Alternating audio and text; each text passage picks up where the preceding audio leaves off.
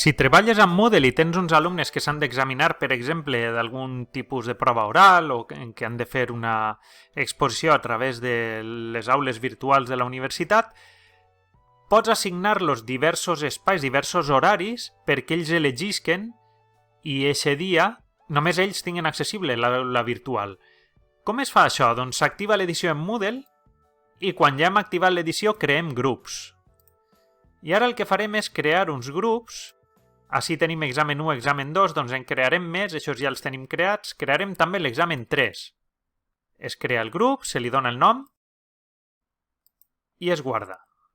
Ja tenim 3 grups que són els que voldrem que els alumnes elegisquen. Tornem a l'inici i ara incorporarem una activitat d'elecció de grup. Aneu al final i afegir una activitat. En aquest cas és elecció de grups. Li donem el nom i anem als paràmetres de configuració. La primera és que des d'ací podrem limitar la quantitat de respostes per grup, és a dir, examen 1, examen 2, examen 3, doncs 5 persones màxim. El que faríem és habilitar i posar un màxim de 5 respostes per grup. Ho apliquem a tots els grups. Si volem, restringim en quin període es poden fer les respostes i limitarem en cada grup. Veieu que fem clic en la selecció del grup i podem limitar la quantitat de respostes per grup. Imagineu que no són 5, són 4 per grup. Guardem i tornem al curs.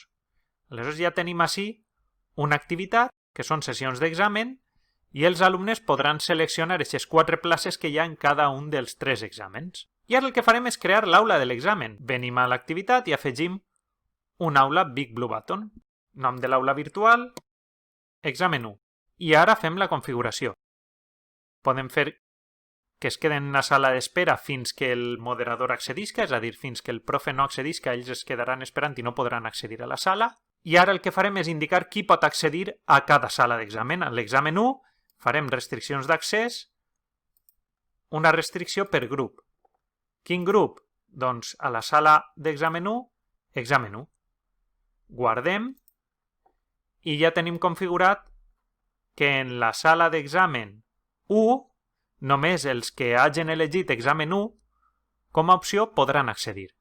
I així ja tindrem limitat l'accés de cada examen, cada sala virtual o cada aula virtual per a un examen amb uns usuaris concrets.